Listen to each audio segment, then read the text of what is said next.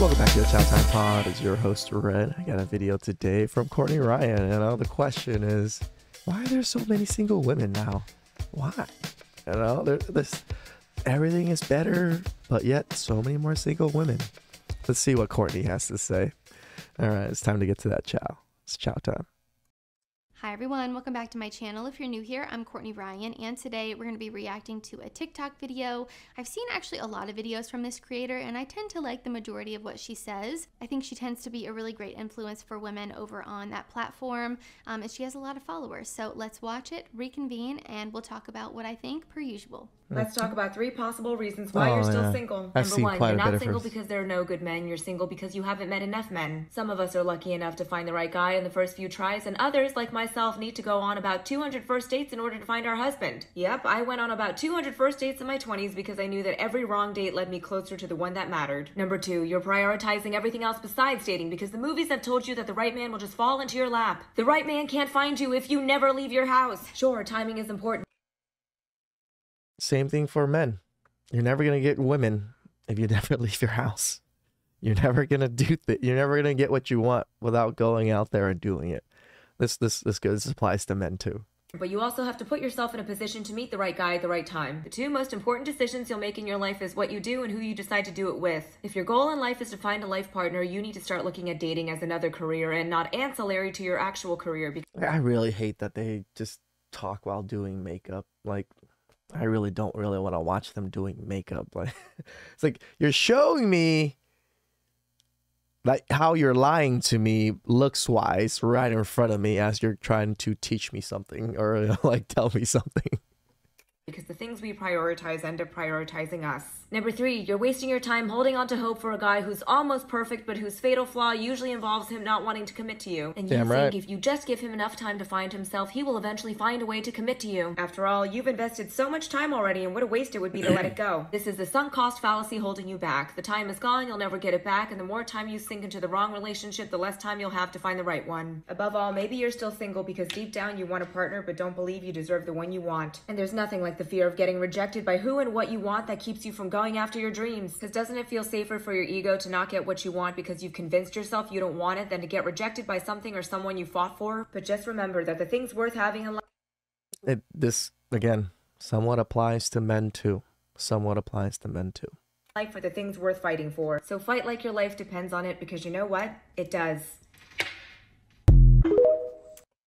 That part's a little bit different for us men. Yeah, I think women's lives somewhat do depend on it. Like, not 100%, but I think most women that do have partners, they live an easier, happier life than a single person or a single woman that lives up to be their 80s or 90s. That's a fucking lonely life. Men do it all the time. They're kind of forced to do it, so it is what it is. It'd be great if they can find a partner, but most men can't. Women are choosing this life. That's the problem. Mic drop. All right, before we get into it, big thanks to Tiege Hanley for sponsoring today's video. Tiege Hanley makes taking care of your skin uncommon. That's funny. I've never thought about Courtney Ryan actually doing Tiege Hanley. I guess because I've only seen male creators with it. So this is not something you want to put off because prevention is key. Get ahead of any signs of aging. Plus a free gift. Don't miss out on this amazing deal. Click that link and get started today. Overall, love the video. I think she made a lot of great points that are common reasons why many women are single today. So we're going to break down each point she made, elaborate a little bit more with some of my personal thoughts as someone who gives advice to men and kind of sees the other side of it.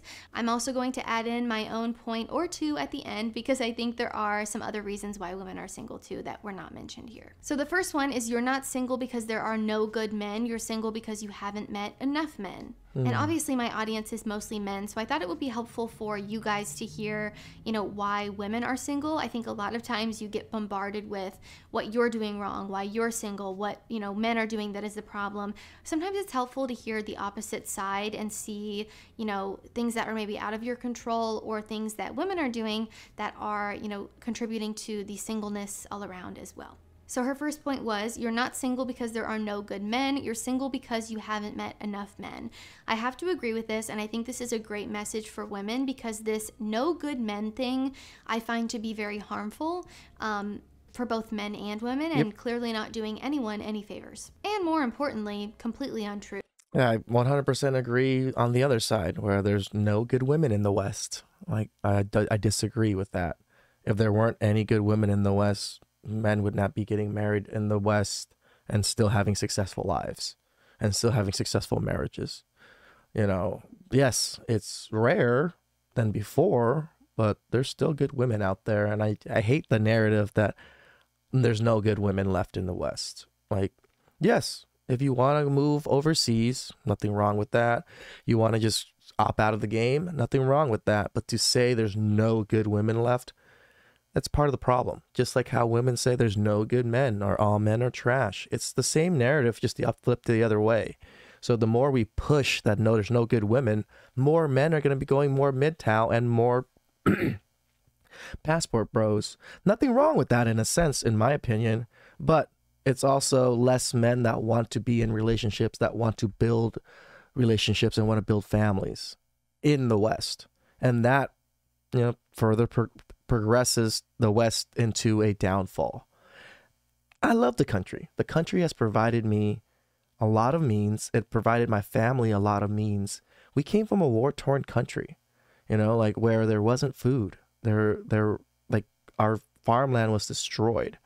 Like everybody got killed off that even knew any type of knowledge or anything. So our population got stupefied in a sense. But this country gave us so many opportunities to where my family were able to make a very good living here.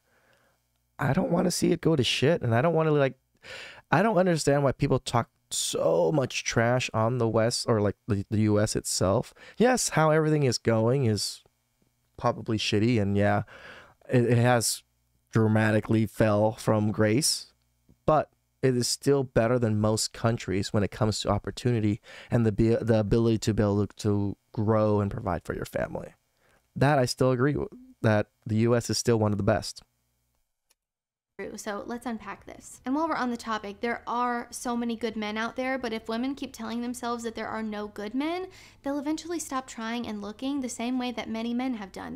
This is exactly what it's the opposite. When the good women can't find good men, and they're constantly told, you know, all men are true. Like, you know, men are like, sorry, the other way around, where men want to find good women, but they're being told, bombarded by fresh and fit type contents and everything, where they're bringing nothing but 304s and saying this is the demographic of all women here. That's not the case. They literally cherry pick from IG models, you know, like OnlyFans, just really good looking women for the male gaze. These women do not really represent the demographic of all women out there. Not all women act that way. Not like, I've dated quite a bit after my divorce. I have not met a woman that fully fits those archetypes that go on Fresh and Fit, that go on whatever podcasts and things like that. I've never met a woman that fits those archetypes, like the way they portray it in those podcasts. There is some aspects, yes, but not every woman is so materialistic. Not every woman is so on it about whatever it is, right? So an entire movement called Men Go Their Own Way, MGTOW, whatever the heck it is, here on YouTube, where men have just thrown in the towel and given up. And I think women are going to start doing this. Yes. If they're continuously hearing there's no good men, all men suck, all men are trash. What do you think that's going to do? What's going to be the results of that?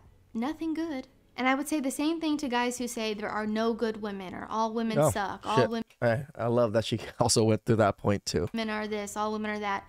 It's not true. You can't generalize to that degree. It's really harmful to think that, and creates a very negative view of the opposite sex, which I don't love and I cannot get behind. So yes, back to her point, you have to put in. She's right. It really does create a negative view. Even myself, I have to check myself when I think about certain things, when conversating with women and stuff, you know, because I know so much of this content. I live this content. I don't want to like push everything onto these women, but so it's hard to like kind of give these women a clean slate sometimes, you know, like, yeah, you know, as soon as I see them, boom, boom, boom, boom, I already have like 100 things in mind that could be potential red flags, instead of just enjoying the date and, you know, just relaxing and, you know, like seeing the signs here and there. No, I'm literally like a hawk, right? Like, boom, oh, she did this, oh, she did that, she did that. I'm like, oh, I just tally things in my head, and I'm just like, why? This is a horrible way to go about it. It really is. Effort and actually be someone that those good men or women would want to be with too. In terms of actually meeting a good man, well, that requires effort on your end towards yourself, right? And also putting yourself out there, leaving your house, going to places where men that you want to be with would be. If you're going out to the club every single weekend trying to find your dream man, or men, I would give you the same advice too. If you're going out to the club or the bar every single weekend trying to find your dream partner and it's consistently not working out for you, well, maybe change your tactics. Maybe change where you're going. And if you're not leaving your house at all, well, then I don't even know what to tell you.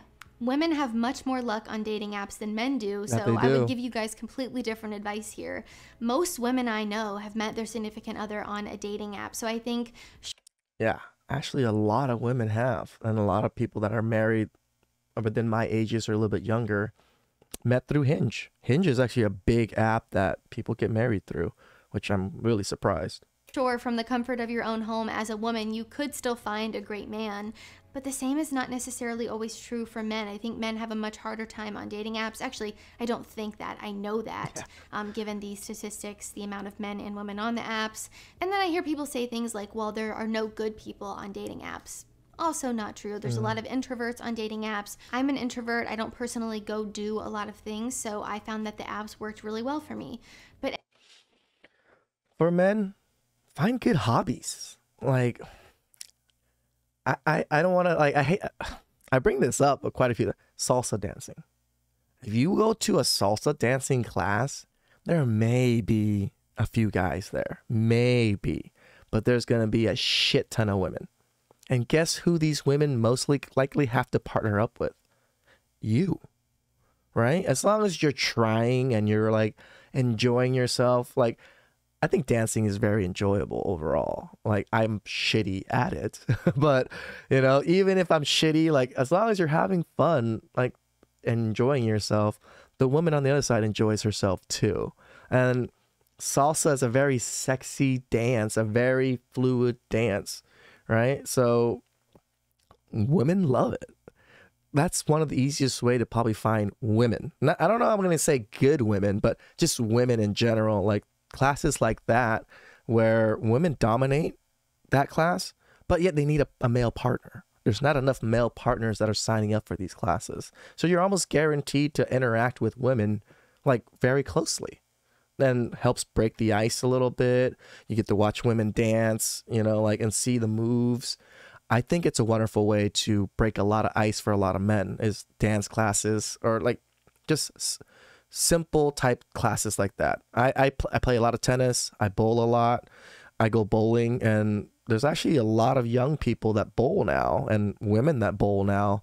And I actually meet a decent amount of women bowling, which is kind of weird when I think about it now. Anyway, I've gotten totally off track here. Back to her original statement.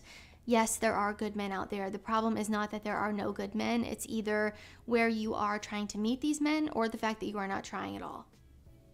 Simple as that. Her next point was, you're prioritizing everything else besides dating, and she mentioned the things we prioritize end up prioritizing us.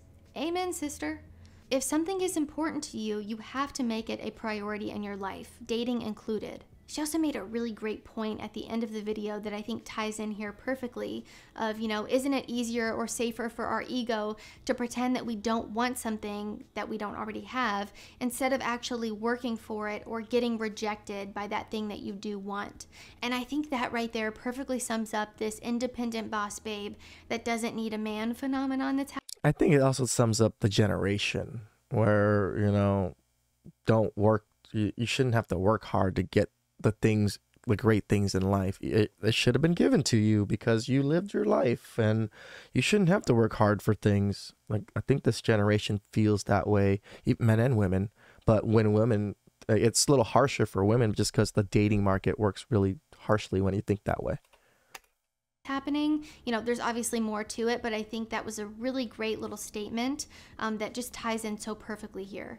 I think a lot of women pretend that they don't want or need a man because they can't seem to get one. Yeah. Whether this be because they're solely focused on their career, they're not prioritizing anything else, or they have a bad attitude and men don't like them. I mean, there are so many reasons here. But anything worth having requires work, effort, and energy, and telling yourself that you don't want something just because you don't want to work for it or you can't have it is not beneficial or productive to you if deep down you really do. And I think to lie to yourself and tell yourself that you don't want something just because you don't want to put in the effort or things are not working out for you isn't helpful, right? And it's going to make you feel unfulfilled long term. 100% agree. I told you guys, I talked to you guys, like, sometimes the things that you struggle in life to complete, to acquire, to whatever it is, are probably one of the best things in life. Like the easy things, the things that just come to you, like you don't really respect them as much as if you've worked 10 years to get it, or if you worked you've given it a significant amount of time to find a woman, to find a good wife, or whatever it is. When you find her, you'll be more, damn, I did it. I found one. I found a good one, right? You're more proud of her. You're more in sync with her, in my opinion, because you put in the work. I don't want to say you earned her. Like men seem to have an issue about this earning thing, but I feel like it's earning, because you have to earn other people's affections. You have to earn other people's respect, right? You have to earn these things. You don't just walk out and people just, oh yeah, he's the man, or whatever it is. No, you still got to show some form of, competency. But yeah, there are a lot of women now who are so focused on every other area of their life, and they aren't even thinking about dating, because a lot of them think that, oh, it'll just happen, or the right guy's just going to show up. And I don't think that that's true. And I think anything worth having requires some level of effort, energy, and work. And if you're a woman who's very career driven, you're working all the time, you're making that money, that's great. But if you want to find yourself in a marriage and have a long-term healthy relationship, you have to make sure that you're nourishing those aspects of your life as well. And I would give the same advice to guys. I get a lot of questions from men about, how do I date when I live such a busy lifestyle, or I'm trying to make my money, I'm trying to, advance in my career, I spend so much time working, I feel like I don't have time for dating or to meet women. And the harsh reality is that you kind of just have to make time. And maybe take a look at your own life and realize, is this not a great time for me right now?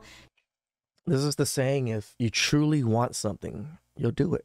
You know how people always say, oh, I want to lose weight, I want to do these things, I want to do this, but they don't do it. They don't end up doing it. Why? Because they don't truly desire it. They don't truly want that, because they don't want to put in the work, right? They just say it because it makes them feel better, telling themselves, oh yeah, I do want that, but it's so hard to get.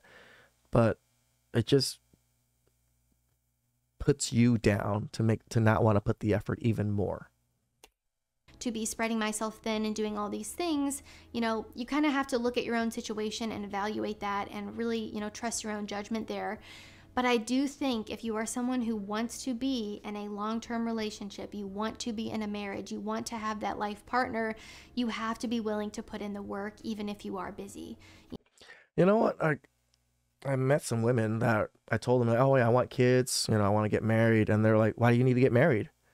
I was blown away by that. And it's just like, oh, you can get anybody like, oh, you should just, get a girl pregnant, and, so you'll have kids. And that's the mentality of women nowadays, because, oh, it's 2023. Marriage is, not everybody needs to be married nowadays. Not everybody needs to be together to have kids, or whatever the fuck they're saying to me. And I'm just like, I want the best outcome for my child. And the best outcome is a married couple that love each other and are willing to put the sacrifice and time to take care of this kid. Just me impregnating a woman. Like, women are so on to whatever they want. That's what they want. They don't understand like the nuances of how to get it and what you're doing to get it. Like, just to produce a child with a random woman or a random man because you want a child, that is the most one of the most selfish, greedy things you can do. Is just because you want a child. You don't think about its well-being. You don't think about what's best for it. You just go, oh, it's like, I want that child. I'm just going to get it whatever way possible, just get pregnant from random guys or get random women pregnant. No, it doesn't even make sense. It doesn't make sense. If you're dating and you expect someone to make you a priority, you should be making them a priority as well. And I think it's a really great thing to practice. It's not necessarily always about... Yeah, and in the red pill space in the manosphere, we always talk about, oh yeah, make them have you as priority, but don't prioritize them. And I think that's kind of a one-sided relationship, right? If you're not putting in the effort that you want them to put in, how do you expect that effort?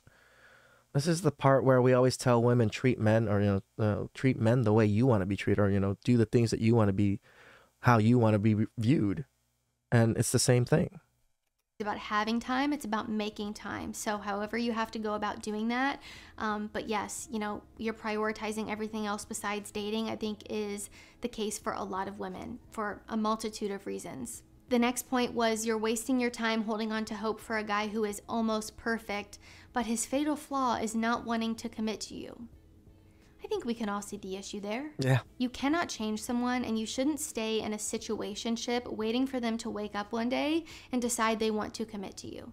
Stop wasting your time. I would give this advice to both men and women here of stop wasting your time on people who are indecisive about you. Indecision is a decision. You should want to be with someone who is sure about you and doesn't treat you like a second option, who doesn't, sleep around with other people or, not want to commit to you. I think there are a ton of different issues at bay here, but I think far too many people go into a relationship or are in a relationship hoping that they can change this person, and that's just not how it works. And kind of reframe your mind to look at it as what you see is what you get. What's right in front of you. Imagine if they stayed like that forever. But on the topic of commitment here, I think situationships and hookup culture have created a major fear of commitment in a lot of people, both men and women included. And 100%. That's not healthy or fulfilling.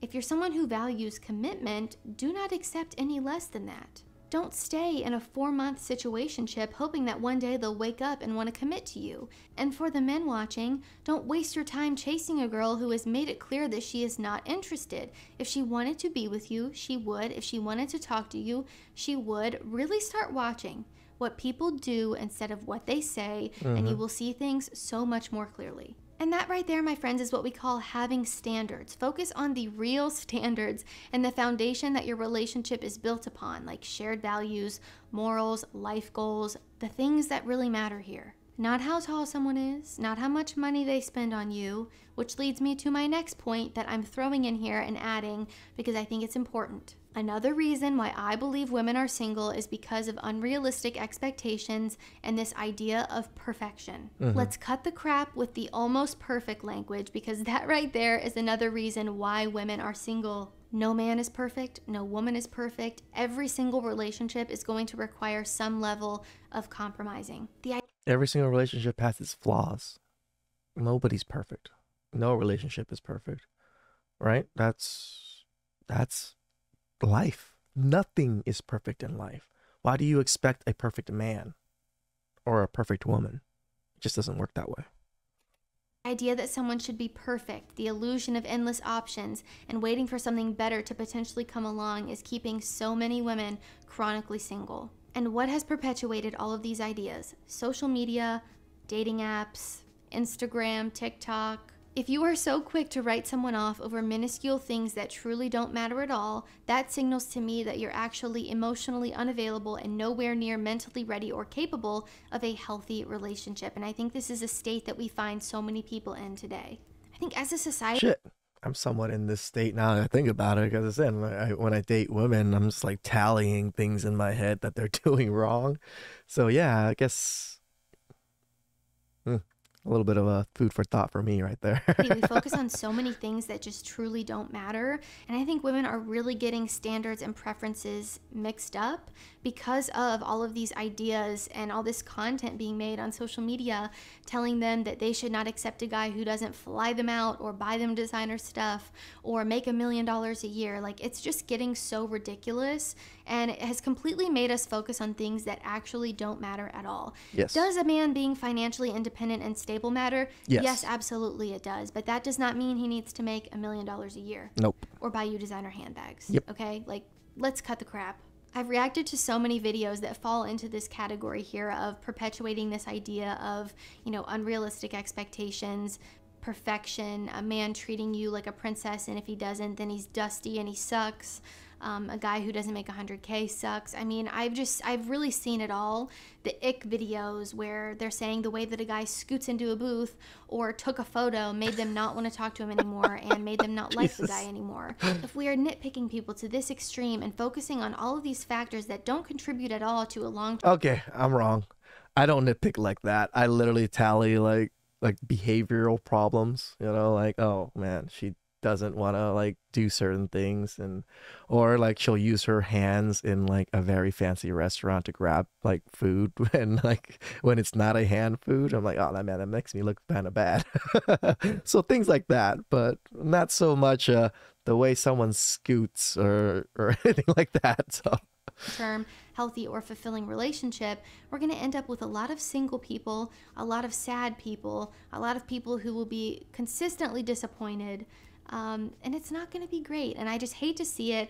I would hate to see a woman, end things with a man because they saw a video on TikTok say, if he doesn't buy you a car, he's dusty. Like, I have literally seen it all. I'm not being dramatic.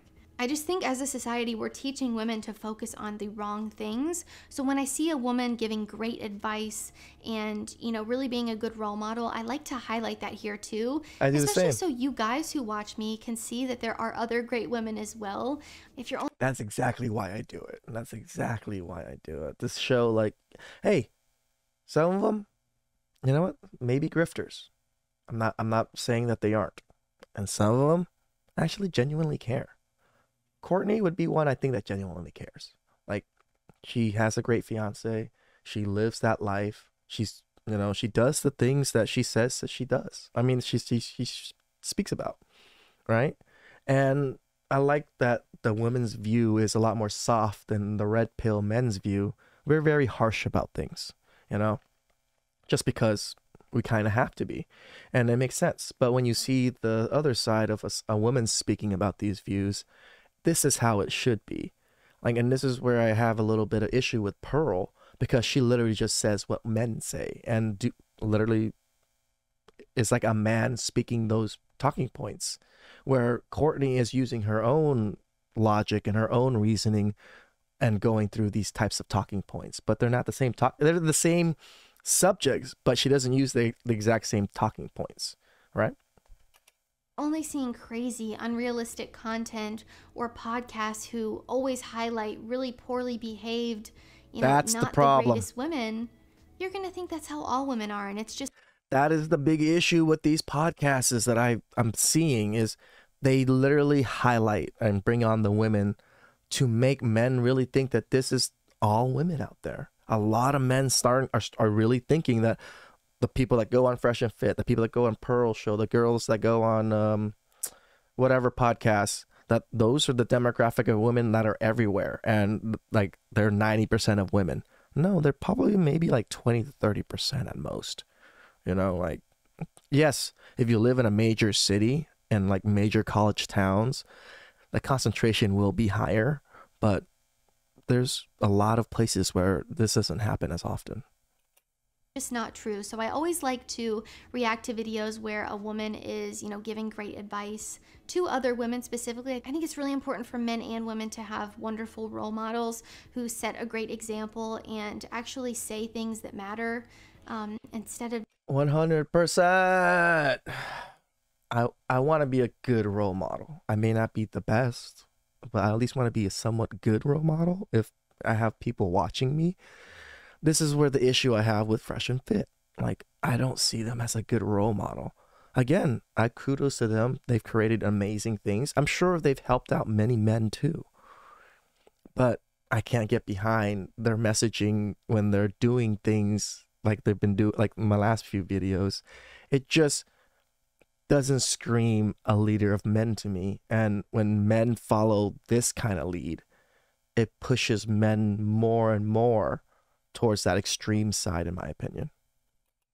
Just spewing this nonsense about luxury vacations and bags and trips, while all of those things. And the other, and Fresh and Fit really push that polygamy lifestyle. And like, even when they get asked questions about things, they're like, "Oh, you're talking about my main chick or just the side chick?" And it's just like, we're just talking about the women like you should be taken care of, and the women, like, why do you always have to like say that there's side chicks and main chicks constantly? No, not everybody has this. You're speaking as if all men have this option of just 3 side chicks and a main chick. That's not what it is.